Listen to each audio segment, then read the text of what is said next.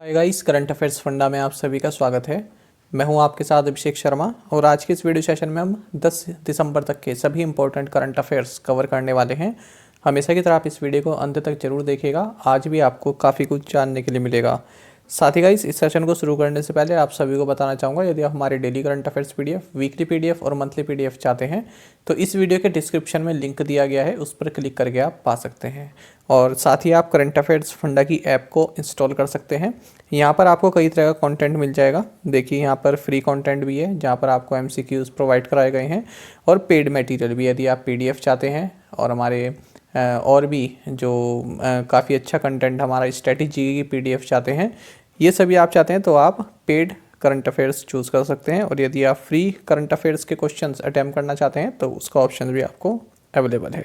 तो ये सभी कंटेंट है हमारे पास, आप देख सकते हैं। ठीक है, तो लिंक आपको इस वीडियो के डिस्क्रिप्शन में मिल जाएगा। उसमें आपको डेली पीडीएफ मिलेंगी, हमारी वीकली भी मिलेंगी और मंथली पीडीएफ भी मिलेंगी। साथ ही जो बैंकिंग के अलग से मॉड्यूल आते हैं, हर महीने के अलग अलग आते हैं, वो भी आपको प्रोवाइड कराए जाएंगे एमसीक्यू फॉर्मेट में। तो चलिए फिर करते हैं शुरुआत इस वीडियो सेशन की। G20 अंतर्राष्ट्रीय संगोष्ठी की मेजबानी किस देश द्वारा की गई? इटली, इंडिया, फ्रांस या फिर इंडोनेशिया? सही आंसर है option D. So G20 international seminar was hosted by Indonesia.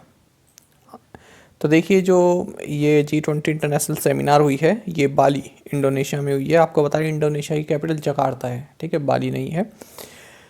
तो इंडोनेशिया के पास G20 की प्रेसिडेंसी है, तो इसलिए इसने G20 इंटरनेशनल सेमिनार को होस्ट किया है। और भारत की ओर से union minister for finance and corporate affairs Nirmala Sitharaman ने इसमें पार्टिसिपेट किया है न्यू दिल्ली से वर्चुअली।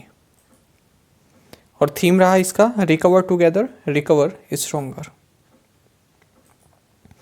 पिछले 3 वित्तीय वर्षों में इस अक्टूबर तक मानवाधिकार उल्लंघनों के मामले में कौन सा भारतीय राज्य शीर्ष पर है? ऑप्शंस आपके सामने हैं और सही आंसर होगा option D. So Indian state Uttar Pradesh tops the list in human rights violation cases in the past 3 financial years till this October. तो देखिए, जो मिनिस्ट्री ऑफ होम अफेयर्स है, इसने राज्यसभा में ये डेटा प्रोवाइड कराया है। इन्होंने कहा है कि 31 अक्टूबर तक जितने भी ह्यूमन राइट्स वायोलेशन केसेस आए हैं नेशनल ह्यूमन राइट्स कमीशन के पास, तो उसमें 40% केसेस उत्तर प्रदेश से रिपोर्ट किए गए हैं। रिजर्व बैंक ऑफ इंडिया ने चालू वित्त वर्ष के लिए अपने जीडीपी विकास अनुमान को कितने प्रतिशत पर बरकरार रखा है और रेपो दर को कितने प्रतिशत पर अपरिवर्तित रखा है? ऑप्शंस आपके सामने हैं और सही आंसर होगा option D. The Reserve Bank of India retained its GDP growth projection for current fiscal year at 9.5% and kept the repo rate unchanged at 4%। तो देखिए, इस लास्ट का अंतिम जो बाई मंथली रिपोर्ट है वो आरबीआई ने जारी किया है।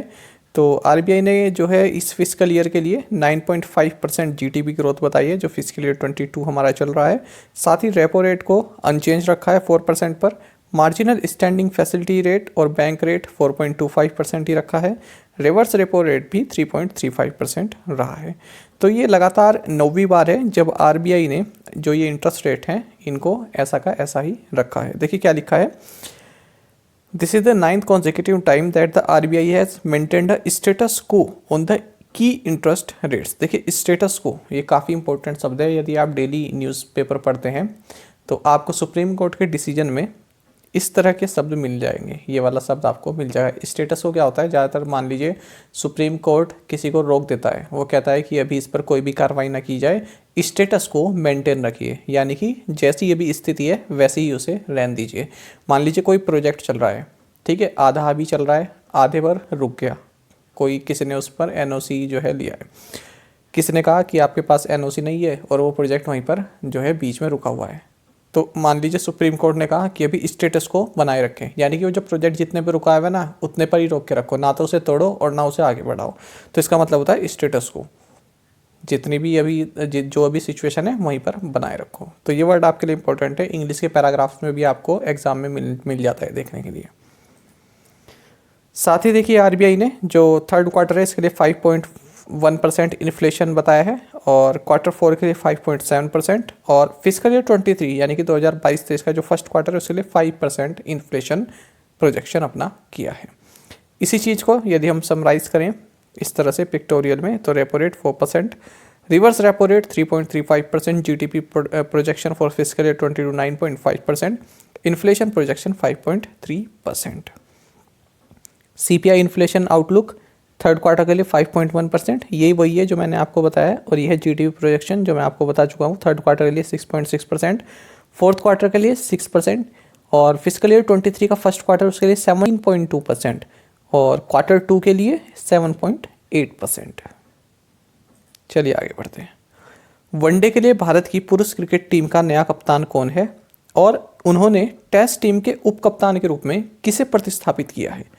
ऑप्शंस आपके सामने हैं और सही आंसर होगा option C. So Rohit Sharma is Indian men's cricket team's new captain for one day international and he replaced Ajinkya Rahane to be the vice captain of the test team. तो जानेंगे इस क्वेश्चन के बारे में। आई होप आपको ये क्वेश्चन अच्छा लगा होगा। देखिए, रोहित शर्मा को जो है टीम इंडिया का नया वनडे इंटरनेशनल कैप्टन बनाया गया है, तो विराट कोहली को इन्होंने रिप्लेस किया है। साथ ही इन्हें टेस्ट टीम का जो है वाइस कैप्टन भी बनाया गया है। टेस्ट टीम के कैप्टन विराट कोहली हैं और वाइस कैप्टन अजिंक्य रहाणे थे, तो अभी इन्हें वाइस कैप्टन बनाया गया है अजिंक्य रहाणे के बदले। और इससे पहले T20 टीम का कैप्टन इनको ऑलरेडी बनाया जा चुका है। ठीक है, तो तीनों फॉर्मेट में रोहित शर्मा अब जुड़ गए हैं। एक में वाइस कैप्टन है टेस्ट में, और जो वनडे इंटरनेशनल और T20 इसमें कैप्टन रहेंगे। फोर्ब्स की दुनिया की 100 सबसे शक्तिशाली महिलाओं में केंद्रीय वित्त मंत्री निर्मला सीतारमण की रैंक क्या है। ऑप्शंस आपके सामने हैं और सही आंसर होगा option C. So 37th is the rank of union finance minister Nirmala Sitharaman in the Forbes 100 most powerful women in the world. जानेंगे इस रिपोर्ट के बारे में। तो देखिए, यहाँ पर फोर्ब्स ने जो है 100 most powerful women in the world की लिस्ट जारी की है, और इसमें लगातार तीसरी बार जो हमारी फाइनेंस मिनिस्टर हैं निर्मला सीतारमण, इन्होंने इसमें जगह बनाई है। तो 37th पोजीशन पर रही हैं, 37th मोस्ट पावरफुल वुमेन है ये वर्ल्ड में, और इससे पहले ये 41 पोजीशन पर थी। आपको बता दें, इनके अलावा भारत की ओर से कौन कौन महिलाएं हैं। SCL कॉरपोरेशन की CEO रोशनी नादर मल्होत्रा, ये 52वें पोजीशन पर है। बायोकॉन एग्जीक्यूटिव चेयरपर्सन किरण मजूमदार शॉ, ये 72 पर हैं। नायका की फाउंडर फाल्गुनी नायर, ये 88th पोजीशन पर हैं। अगर हम टॉप 3 की बात करें तो देखिए, फिलैंथ्रोपिस्ट है मैकेंजी स्कॉट, ये पहले नंबर पर है। फिलैंथ्रोपिस्ट मतलब जो भलाई का कार्य करते हैं उनको बोलते हैं। दूसरे नंबर पर है US vice president Kamala Harris, और तीसरी पोजीशन पर हैं यूरोपियन सेंट्रल बैंक के president Christine Lagarde. BrahMos supersonic cruise missile के वायु संस्करण का किस लड़ाकू विमान से सफलतापूर्वक परीक्षण किया गया है। ऑप्शंस आपके सामने हैं और सही आंसर होगा option D. Air version of BrahMos supersonic cruise missile was successfully test fired from Sukhoi 30 MK1। तो देखिए, ब्रह्मोस का नाम आप सभी ने सुना होगा, तो इसका एयर वर्जन को टेस्ट किया गया है किस फाइटर एयरक्राफ्ट से, सुखोई 30 MK1 से। तो ये इसी तरह से आपसे क्वेश्चन पूछा जा सकता है।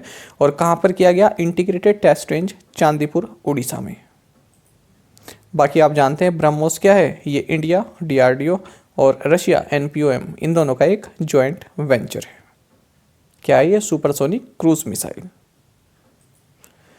केंद्रीय मंत्रिमंडल ने केन बेतवा नदियों को जोड़ने की परियोजना के वित्त पोषण और कार्यान्वयन को मंजूरी दे दी। केन और बेतवा ये दोनों किस नदी की सहायक नदियां हैं। काफ़ी अच्छा क्वेश्चन है।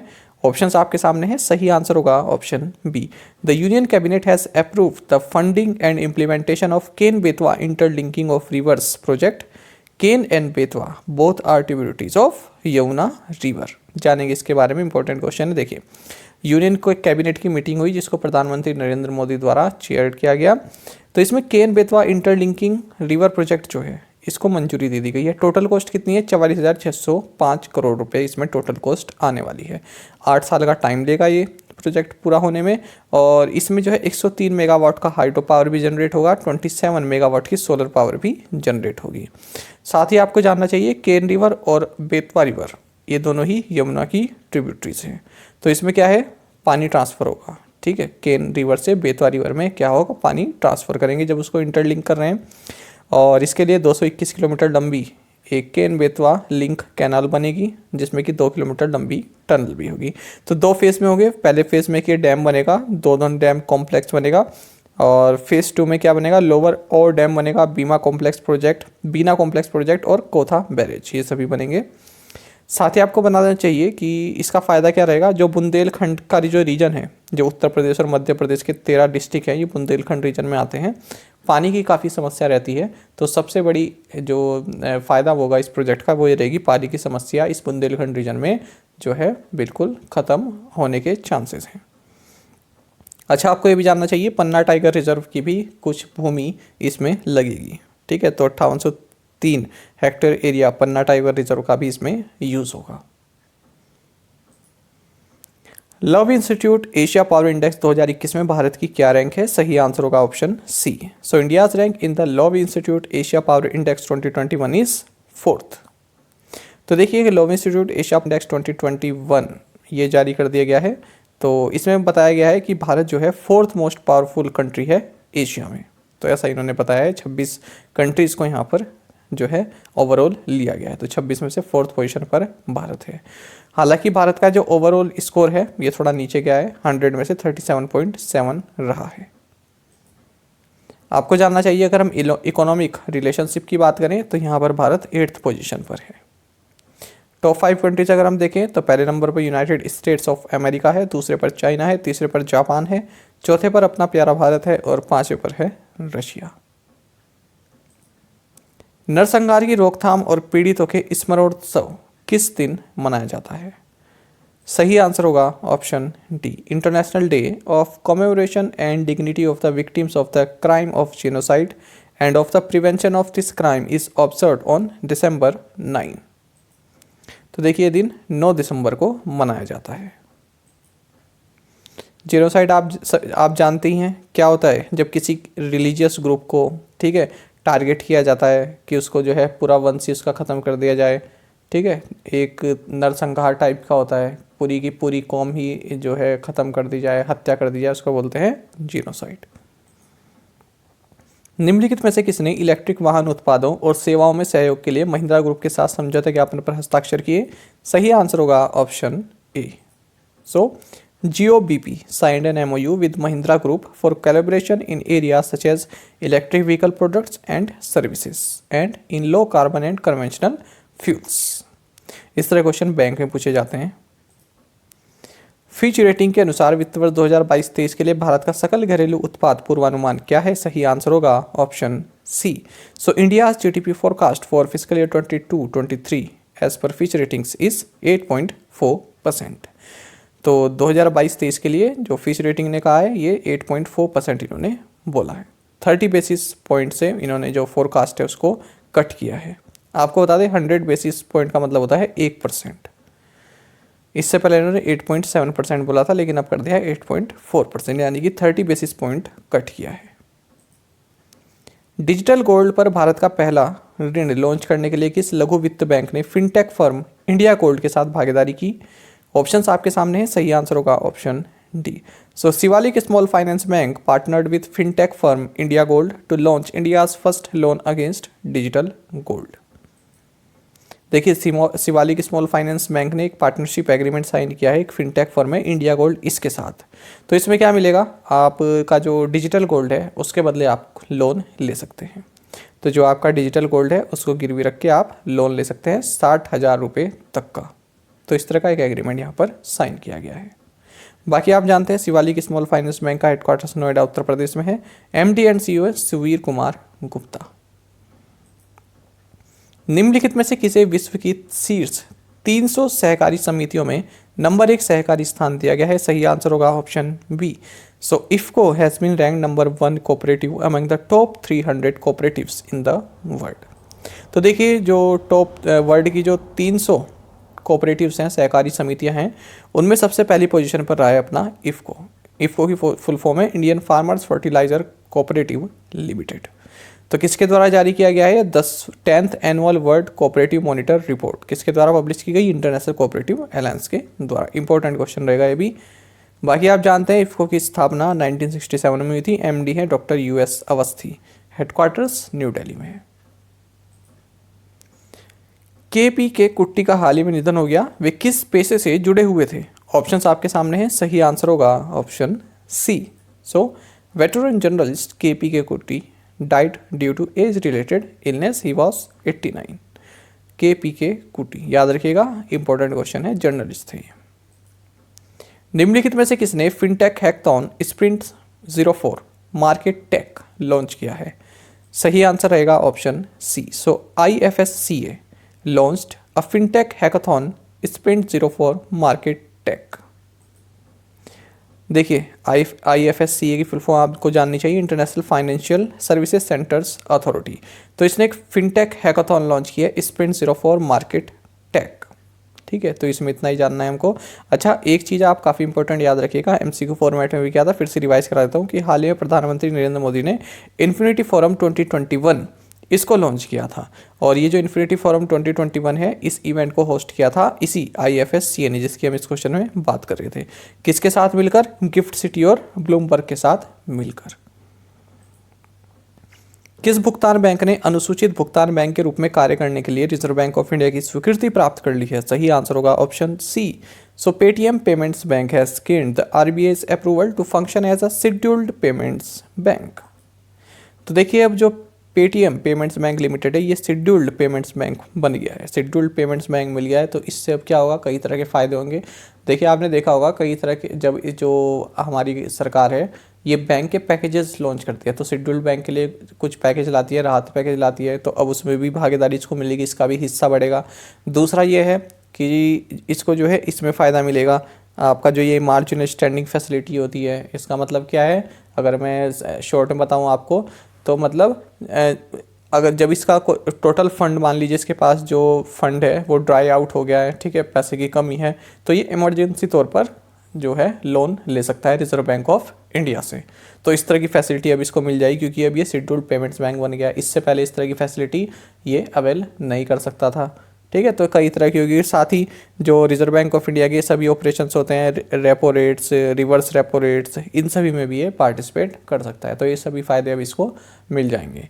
बैंकिंग के आप एस्पिरेंट हैं तो आपसे पूछा जा सकता है इंटरव्यू में इस तरह के क्वेश्चन कि इससे क्या फ़र्क पड़ेगा, अब ये शेड्यूल पेमेंट बैंक बन गया है तो इससे क्या फ़र्क पड़ने वाला है। तो इस तरह के क्वेश्चन आप देखिए, जो हमारे डेली के MCQ होते हैं ना, इसी में ही आपके इंटरव्यू के क्वेश्चन भी छुपे रहते हैं।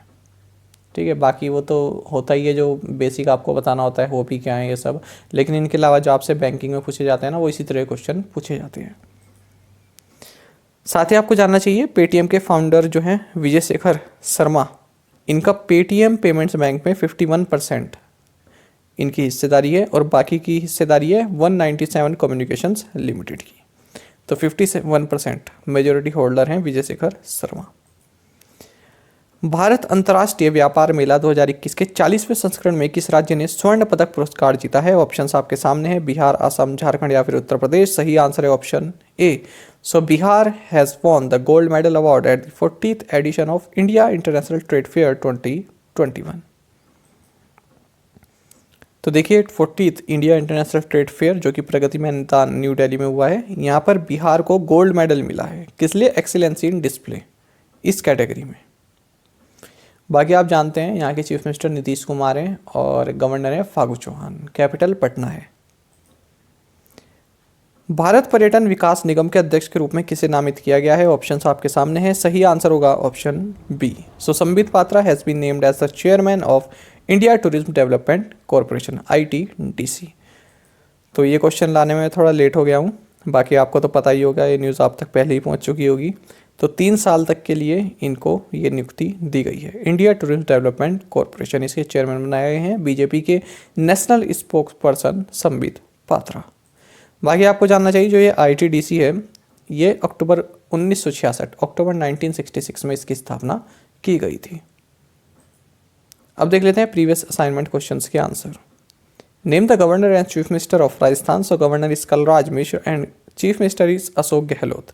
14 civilians were recently killed in a botched army operation in which state? Answer is Nagaland. India signed the deal for the manufacture of AK-203 assault rifles with which country? Answer is Russia. The government aims to achieve coal gasification and liquefaction of 100 MT of coal by which year? Answer is 2030. Which country will not send its government officials to 2022 winter Olympics in Beijing, answer is US. इसके साथ अब और भी countries जुड़ गई हैं, देखेंगे उनको क्वेश्चंस में। तो आप में से कई स्टूडेंट्स बिल्कुल सही आंसर दिया है फ्रेंड्स, इसी तरह से आप पार्टिसिपेट करते रहिए। आज के असाइनमेंट क्वेश्चन देखेंगे और यदि आपको हमारा कंटेंट अच्छा लगता है तो आप वीडियो को लाइक और शेयर भी कर सकते हैं। Who is Germany's new chancellor? Who is Germany's new chancellor? General Bipin Rawat was the dash CDS of India. तो कौन से नंबर के CDS थे ये आपको बताना है। चीफ ऑफ डिफेंस स्टाफ कौन से नंबर के थे ये आपको बताना है। अच्छा, ये हमने MCQ में किया था, ठीक है, तो वहाँ पर थोड़ा कन्फ्यूज़न था, उसी को रेक्टिफाई करने के लिए मैंने डाला है। आप यहाँ पर सही बताइएगा, ठीक है, क्योंकि विकिपीडिया में गलत था और एक दो जो आपके न्यूज़पेपर हैं उनमें भी गलत था और कुछ और में जो है दूसरा था। कोई 27वां बता रहे थे, कोई 26वां बता रहे थे, ठीक है। तो आपको यहाँ पर करेक्ट आंसर बताना है, उसके बाद मैं आपको बताऊँगा कन्फर्म कि क्या है इसका आंसर सही। Name the governor and chief minister of Uttarakhand. Sampann project is being implemented by which ministry? Vinod Dua passed away on December 4, by which profession he was recognised? Vinod Dua का हाल ही में निधन हो गया है, तो किस प्रोफेशन से जुड़े हुए थे ये आपको बताना है। ये भी इंपॉर्टेंट क्वेश्चन रहेगा, काफ़ी जाने मानी हस्ती थी विनोद दुआ। तो पांचों क्वेश्चन के आंसर आप हमें कमेंट बॉक्स में जरूर बताइएगा और यदि आपको एक क्वेश्चन का आंसर भी आता है तो वो भी आप हमें कमेंट बॉक्स में बता सकते हैं। साथ ही करंट अफेयर्स फंडा को आप टेलीग्राम पर भी ज्वाइन कर सकते हैं। यहाँ पर रेगुलर वीडियो अपडेट्स और करंट क्विज़ हम आप सभी के लिए डालते रहते हैं। सारे डिस्कशन ग्रुप में आप किसी भी क्वेश्चन का सोल्यूशन पा सकते हैं। दोस्तों, यहाँ पर हमारे करंट अफेयर्स की प्लेलिस्ट दी गई है, इसको आप जरूर देखें अपने दोस्तों के साथ और जो फेलो एस्पिरेंट्स हैं उनके साथ हमारे करंट अफेयर्स को जरूर शेयर करें। आज का सेशन आपको कैसा लगा हमें कमेंट बॉक्स में जरूर बताइएगा। Thank you guys.